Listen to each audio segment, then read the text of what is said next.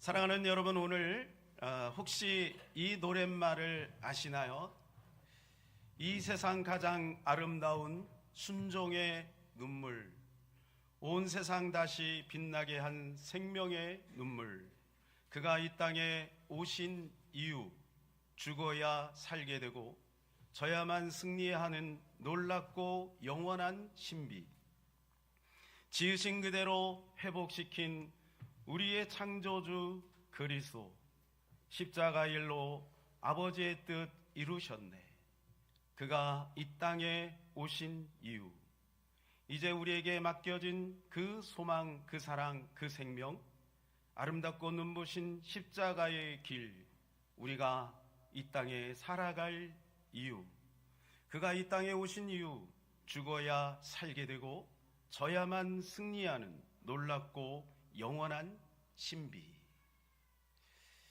눈치가 빠르신 분, 그거구나. 우리 찬양단에서 아직 마지막에 불렀던 그가 오신 이유라고 하는 찬양입니다. 마커스의 미니스트리 설립자 김준영 대표가 작사한 노랫말입니다. 제목이 그가 오신 이유입니다. 사랑하는 여러분, 이 노랫말처럼 그가 오신 이유가 있을 것입니다. 지금은 대림절 기간이라고 합니다. 사실 우리 총회에서 대림절을 그렇게 장려하지는 않습니다. 그러나 이 대림절의 의미는 예수님을 기다린다라고 하는 의미에 있어서는 바람직한 것입니다. 대림이라고 하는 뜻은 오시는 것을 기다린다, 그런 뜻입니다. 오래전부터 하나님께서 아기 예수를 이 땅에 보내실 것에 대해서, 오실 것에 대해서 말씀을 하신 것에 대한 우리의 반응이죠. 우리가 이미 살펴봤듯이 아무도 예수님을 기다리지 않았습니다. 하나님께서 그들에게 열어주지 않았으면 그들도 몰랐을 것입니다. 그런데 하나님께서 그들에게 눈을 열어주시고 목자에게 찾아가 주시고 동방박사에게 찾아가 주시고 그래 말씀해 주시고 알려주셔서 그들이 예수님을 맞이할 수 있었던 것이죠. 심지어는 예수님이 거할 곳이 없었어요. 사관, 오늘 말하면 여관이지요. 그곳에도 들어갈 만한 장소가 없어서 마구간에, 그것도 말 구유에서 태어나셨습니다. 그만큼 온 인류는 깜깜했습니다. 어두웠습니다. 그 누구도 예수님이 오실 것이라고 하는 기대조차 하지 않았습니다. 이 성탄절을 맞이하면서 우리는 어떻습니까? 하나님 앞에 우리가 예배는 드립니다. 경배는 합니다. 그러나 과연 우리의 마음에 빈 방은 있나요? 예수님이 들어올 만한 그런 방은 있는지요? 12월 25일은 날짜적으로 성탄절이라고 보기는 사실은 어렵습니다. 우리 정통 기독교에서는 12월 25일로 지내지만 러시아 정교에서는 1월 7일로 크리스마스를 보냅니다. 러시아 종교도 3% 정도 되니까 적지 않은 인구라고 볼 수 있겠죠. 그러니까 그들은 1월 7일 날 우리처럼 1월 7일을 준비하면서 트리도 하고 뭐 캐럴도 준비하고 그렇다는 거죠. 자, 무슨 말입니까? 날짜가 중요한 것이 아니라는 거예요. 우리가 성탄절을 준비하면서 우리 이제 다음 세대들이 성탄절을 오면 여기서 연극도 하고 또 여러 가지 이제 뭐 춤도 추고 이렇게 합니다. 그런 것이 중요한 것이 아니라는 거죠. 물론 그런 의미적인 것들을 통해서 우리가 좀 더 주님을 기다린다라고 하는 그런 정신을 북돋을 수는 있지만, 그러나 본질은 예수 그리스도를 맞이할 수 있는 우리의 마음의 자세가 아닐까요? 예수님을 기다리는 마음, 이것이 우리에게 필요한 시즌이라고 생각이 되어집니다. 주님은 왜 이 땅에 성육신 하셨을까요? 우리는 두 가지로 한번 살펴보려고 합니다. 첫 번째는 구원을 주시고자, 두 번째는 함께 하시고자 오셨다는 것입니다. 자, 첫 번째는 구원을 주시고자 오셨습니다. 21절 우리 다 같이 한번 읽어볼까요? 아들 낳으리니 이름을 예수라 하라. 이는 그가 자기 백성을 그들의 죄에서 구원할 자이심이라 하니라. 이것이 하나님의 오래된 소원이었습니다. 하나님의 염원입니다. 오죽하면 아들 예수의 이름을 예수라고 했을까요? 예수라는 뜻이 여러분 무엇인지 아시겠습니까? 바로 예수라는 뜻은 구원이라는 뜻입니다. 우리가 예수 예수 부르죠. 예수 예수 예수 부르는데 그 안에 담겨진 의미를 우리가 놓치지 않기를 바랍니다. 사람의 이름에는 각자의 뜻이 있죠. 저는 선관입니다. 먼저 선 너그러울 관이에요. 먼저 너그러워라. 제가 그렇게 살지 못해서 부끄럽습니다. 여러분 표정을 보니까 동의하는 것 같은데 비웃음은 건강에 좋지 않습니다. 이 자녀의 이름에는 부모님의 철학이 있고 정체성이 있는 거예요. 우리 아들이 우리 딸이 이렇게 살면 좋겠다, 선관으로 살면 좋겠다, 그런 뜻이 있는 것이죠. 아버지 하나님이 그 아들 예수를 예수라고 이름 지은 것은 바로 거기에 있는 거예요. 그래서 순종의 길을 가신 겁니다. 십자가를 져야만 하기에, 십자가를 질 수 있는 자격은 당신밖에 없기에 그분은 기꺼이 그 십자가를 지고 골고다 언덕으로 오르신 것입니다. 왜? 그 이름이 예수니까. 그래서 주님은 이 땅에 오신 겁니다. 마가복음 10장 45절에 인자가 온 것은 섬김을 받으려 함이 아니라 도리어 섬기려 하고 자기 목숨을 많은 사람의 대속물로 주려 함이라. 이게 너무 은혜되는 말씀 아니겠어요? 우리 다 같이 크게 한번 읽어보겠습니다. 인자가 온 것은 섬김을 받으려 함이 아니라 도리어 섬기려 하고 자기 목숨을 많은 사람의 대속물로 주려 함이니라. 인자가 온 이유가 무엇이냐? 그가 이 땅에 오신 이유가 무엇인지 아느냐? 예수님은 강력하게 당신의 정체성을 피력하고 있습니다. 그것이 뭐냐? 대속물로 주려 함이라. 구약에는 죄를 지은 죄인이 어린 양을 잡습니다. 제사장 앞에 어린 양을 가지고 와서 그 어린 양 앞에 어린 양의 머리에 손을 얹어요.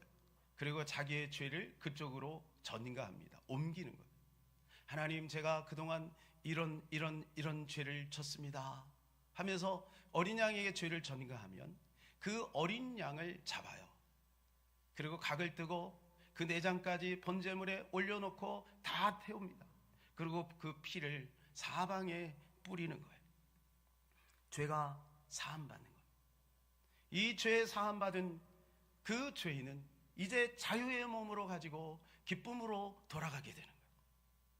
세례 요한은 이런 말을 했습니다. 예수님을 향해서 보라, 세상 죄를 지고 가는 하나님의 어린 양이로다.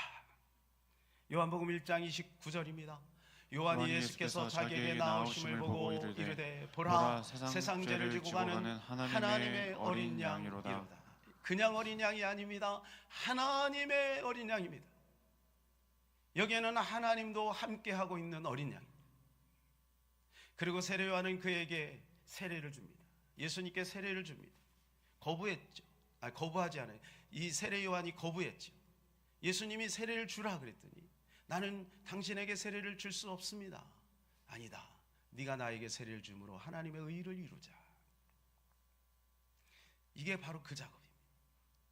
예수님은 죄가 없는데 온 인류의 죄를 뒤집어쓰고 죽어야 하기에 세례 요한이 대신해서 온 인류의 죄를 예수님에게 전가하는 겁니다.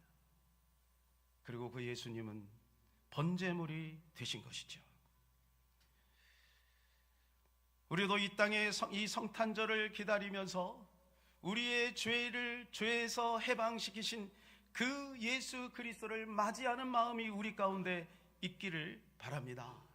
이것이 아버지의 소원이고 이것이 예수님의 소원입니다. 그러므로 이 성탄절은 우리에게 얼마나 설레는 날입니까?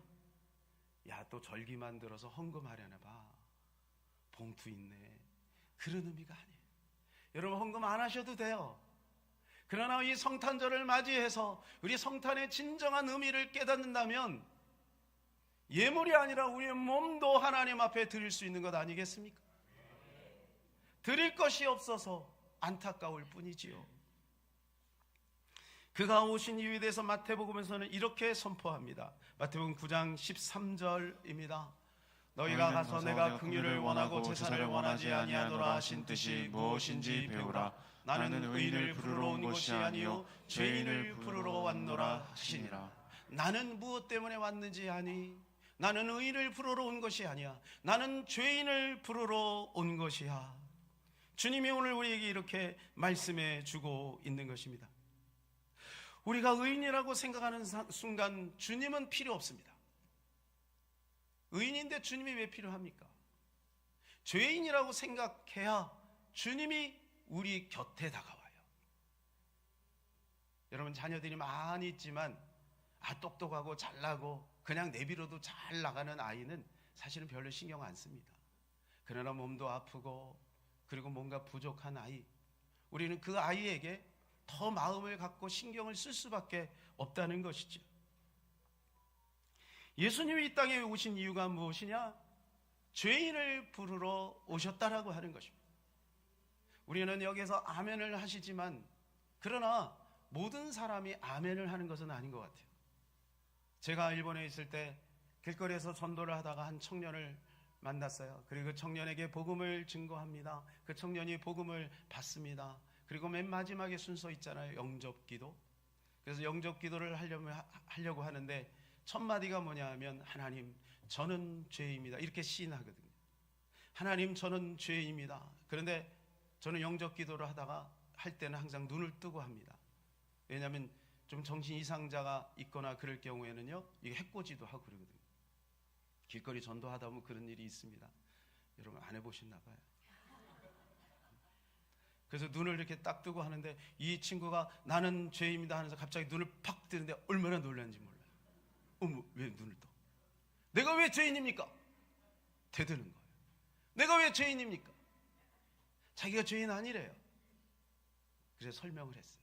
이해를 못하더군요. 자기가 지은 게 없다는 거예요. 도덕적으로 윤리적으로 자기는 착하게 살았다는 거예요. 교통질서 잘 지키고 부모님 말씀 잘 듣고 성실하게 열심히 공부 열심히 하며 살았다는 거예요. 그러니까 자기는 죄인이 아니라는 거예요. 사랑하는 여러분, 이 시간에 똑같은 생각을 하고 계신 분이 계십니까? 내가 왜 죄인인가? 교회에 나와서 예배 잘 드리고 있는데 내가 왜 죄인인가? 사랑하는 여러분, 우리는 죄인입니다. 우리는 죄인이에요. 여전히 죄를 짓고 있잖아요. 지난 한 주간 죄 하나도 안 지으시면 손 들어보세요. 우리는 그래서 구원받을 때만 예수님이 필요한 게 아닙니다. 우리의 모든 삶의 전인격에 예수 그리스도가 항상 우리 곁에 우리에게 필요한 분이라는 것입니다. 죄인이라고 깨닫는 사람은 예수님이 필요합니다. 왜 죄인이니까? 이 죄 문제를 해결할 수 있는 것은 그 누구도 없으니까. 그 어떤 것이 죄 문제를 해결하겠어요? 돈 갖고 해결되겠어요? 명예 갖고 해결되겠어요? 세상 사람들이 좋아하는 아파트 100평짜리 가지고 해결되겠습니까? 하버드 나온다고 해결되겠습니까?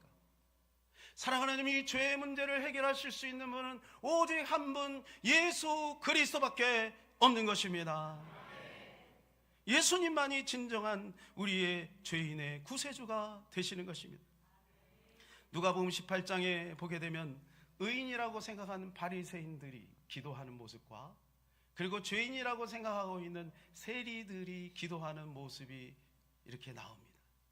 바리새인들은 뭐라고 기도하는지 이렇게 기도해요. 하나님, 제가 저 세리들처럼 저 죄인들처럼 죄를 짓지 않게 해주시 감사합니다. 불의, 탐욕, 간음, 저는 그런 거 하지 않았습니다. 저의 기도를 받으소서. 고개를 빳빳이 들고 하늘을 향해서 그렇게 기도합니다. 근데 세리는 고개를 푹 숙입니다. 하늘을 쳐다보지도 못합니다. 그리고 하나님 앞에 이렇게 기도하며 하나님, 나를 불쌍히 여기소서. 나는 죄인이로소이다. 13절 보니 같이 한번 읽겠습니다. 세리는 멀리 서서 감히 눈을 들어 하늘을 쳐다보지도 못하고 다만 가슴을 치며 이르되 하나님이여 불쌍히 여기소서. 나는 죄인이로소이다 하였느니라. 예수님이 이 비유를 왜 하셨을까요? 예수님께서 이 비유 끝에 이렇게 말씀합니다. 14절이요. 내가 너에게 이르노니 이에 저 바리새인이 아니고 이 사람이 의롭다 하심을 받고 그의 집으로 내려갔느니라. 스스로 의인이라고 생각하는 그 사람은 하나님이 저버리고 감히 하늘을 쳐다보지도 못하고 땅을 시선을 땅에 두고 나는 죄인입니다 라고 하는 그 진짜 누가 봐도 죄인인 세리를 향해서 그 사람이 의롭게 되었다라고 말씀해 주고 있습니다. 그가 오신 이유, 우리를 구원하기 위해서, 죄에서 구원하기 위해서 예수님이 오셨습니다. 두 번째는 함께 하려고 오셨습니다. 23절 우리 같이 읽겠습니다. 보라, 처녀가 잉태하여 아들을 낳을 것이요 그의 이름은 임마누엘이라 하리라 하셨으니 이를 번역한즉 하나님이 우리와 함께 계시다 함이라. 여러분 혹시 예수님의 두 번째 이름이 뭔지 아십니까? 저는 항상 정답을 말씀드리고 여쭤보죠. 같이 읽었잖아요. 임마누엘. 그 이름을 임마누엘이라 하리라. 그러니까 우리가 예수를 부를 때 임마누엘, 임마누엘 그래도 괜찮은 거예요. 예수, 임마누엘 같은 뜻이에요. 두 번째 이름. 자, 성경을 다시 볼까요? 23절 시작. 보라, 처녀가 잉태하여 아들을 낳을 것이요 그의 이름은 임마누엘이라 하리라 하셨으니 이를 번역한즉 하나님이 우리와 함께 계시다 함이라. 여러분 왜 예수님이 임마누엘로 오셨을까요? 임마누엘이라는 것은 무엇입니까? 하나님이 우리와 함께 하신다. 그러니까 우리가 예수님의 이름을 부를 때마다 구원받은 것에 대한 감격도 있어야 되겠지만 지금 살아서 역사하시는 그 하나님께서 내 곁에 나와 함께 하신다는 것도 느끼라는 거죠. 그래서 그 이름에 아버지의 그 철학과 정체성이 있는 것처럼 바로 임마누엘에게 지으신 것도 주님께서 우리를 향한 아버지의 마음을 알려주고 있는 겁니다. 사랑하는 여러분, 이 겨울 시즌에 혹시 외롭고 쓸쓸하신 분 계십니까? 지금 문제 때문에 힘들어하시는 분 계십니까? 주님이 우리 곁에 계심을 기억하시기를 바랍니다. 주님이 우리와 함께하고 계신 것입니다. 그러나 여러분, 우리가 주님과 함께 할 수 있는 자격이 있나요? 우리의 친구, 여러분의 친구를 보면 여러분의 수준을 알 수가 있습니다. 여러분을 무시해서 그런 게 아니라 여러분의 친구를 보면 여러분의 수준을 알 수 있어요. 왜? 유유상종이기 때문에 그렇죠. 절대로 초등학생과 대학생이 또는 말단 직원과 대기업의 화장이 어울릴 수가 없습니다. 어울릴 수가 없어요. 저는 철없을 때 그 송윤아 씨를 좋아했어요. 철없을 때 송윤아 씨를 좋아했어요. 근데 여러분 생각해요. 제가 송윤아하고 결혼했으면 지금 행복했을까요? 아, 여러분 동의하시는군요. 절대 행복하지 않았을 거예요. 그래서 저는 이경희와 결혼한 거예요. 우리 사모님 죄송합니다. 이방이 동생 이경희. 왜 이경희가 저하고 어울리는 거예요? 그러고 보니까 갑자기 이경희 수준이 뚝 떨어지는 것 같은데, 여러분 무슨 말이에요? 우리가 하나님과 함께 할 수 있는 그런 수준이 아니잖아요. 감히 하나님과 우리가 어떻게 상종하겠어요? 하나님이 열어주신 거죠. 하나님이 찾아오신 거죠. 하나님이 용인하신 거죠. 평강공주와 바보온달이 결혼했는데 바보온달이 결정한 겁니까? 평강공주가 결정합니까? 바보온달이 아무리 결정해도 평강공주가 결정하지 않으면 같이 못 살아요. 하나님이 결정해 주신 거예요. 하나님이 내가 너와 함께 갔다고 이미 결정하신 거예요. 그래서 우리는 이미 복받은 사람입니다. 그래서 우리는 충분히 행복한 사람인 것입니다. 그것도요, 세상 끝날까지 함께 하신대요. 마태복음 28장 20절입니다. 내가 너에게 분부한 모든 것을 가르쳐 지키게 하라. 볼지어다 내가 세상 끝날까지 너희와 항상 함께 있으리라 하니라. 아멘. 잠시만 함께 있는 게 아니에요. 세상 끝날까지. 우리의 목숨이 다하는 그날까지 예수님이 우리와 함께 하신다고 말씀해 주고 있습니다. 주님이 함께하면 어떤 일이 벌어질까요? 요한복음 10장 10절입니다. 도둑이 오는 것은 도둑질하고 죽이고 멸망시키려는 것뿐이요 내가 온 것은 양으로 생명을 얻게 하고 더 풍성히 얻게 하려는 것이라. 내가 온 것은, 내가 이 땅에 온 이유가 무엇이냐? 너에게 생명을 주되 풍성하게 주기 위함이다 라고 말씀해 주고 있습니다. 여러분, 오늘 이 아침에 그 생명의 풍성함을 누리시기를 주님의 이름으로 축복합니다. 우리는 본래 대단한 사람이었어요. 창세기에 보게 되면 하나님께서 우리를 어떻게 만드셨냐 하면 하나님의 형상과 모양대로 만드셨다고 말씀해 주고 있습니다. 우리 창세기 1장 27절 28절 같이 읽겠습니다. 하나님이 자기 형상 곧 하나님의 형상대로 사람을 창조하시되 남자와 여자를 창조하시고 하나님이 그들에게 복을 주시며 하나님이 그들에게 이르시되 생육하고 번성하여 땅에 충만하라. 땅을 정복하라. 바다의 물고기와 하늘의 새와 땅에 움직이는 모든 생물을 다스리라 하시니라. 27절에 보면 하나님이 자기 형상대로 만들었다고 말씀합니다. 하나님의 형상대로 만들었어요. 26절에 보면 자기 형상과 모양대로 만들어졌대요. 모양은 뭐냐 하면 겉의 모양이죠. 형상은 내용입니다. 그러니까 우리 안에 하나님의 속성이 있는 거예요. 그래서 믿지 않는 사람들도 양심이 살아있어서 그 양심 때문에 질서가 잡히는 거예요. 경찰이 질서를 잡히는 게 아니라 하나님이 그 양심을 그 안에다가 넣어주신 거예요. 그래서 스스로 질서를 잡는 거예요. 그런데 이 형상과 모양이 깨져버렸어요. 창세기 3장에 뱀의 유혹을 받아서 선악과를 따먹으로 말미암아 이 형상과 모양이 깨져버렸어요. 그래서 예수님이 이 땅에 오셔서 그 형상을 회복시키기 위해서 오셨다는 겁니다. 그래서 예수님을 만나는 사람은 달라지게 되어 있어요. 예수님을 닮아가게 되어 있어요. 그것이 예담교회예요. 할렐루야. 그래서 우리는 예수님을 닮아가고 있는 거죠. 네. 예수님을 만나면 사람들이 바뀌는데 더러운 자가 깨끗해지고 교만한 자가 온유해지고 겸손해지며 상한 마음이 치유되어지고 병든 육체가 회복되는 것입니다. 깨어진 형상이 회복되는 것이죠. 놀라운 하나님의 은혜입니다. 그런데 여러분 기억해야 될 것은 함께 하는 것은 주님이 하신 것이라면 동행하는 것은 내가 해야 됩니다. 할렐루야.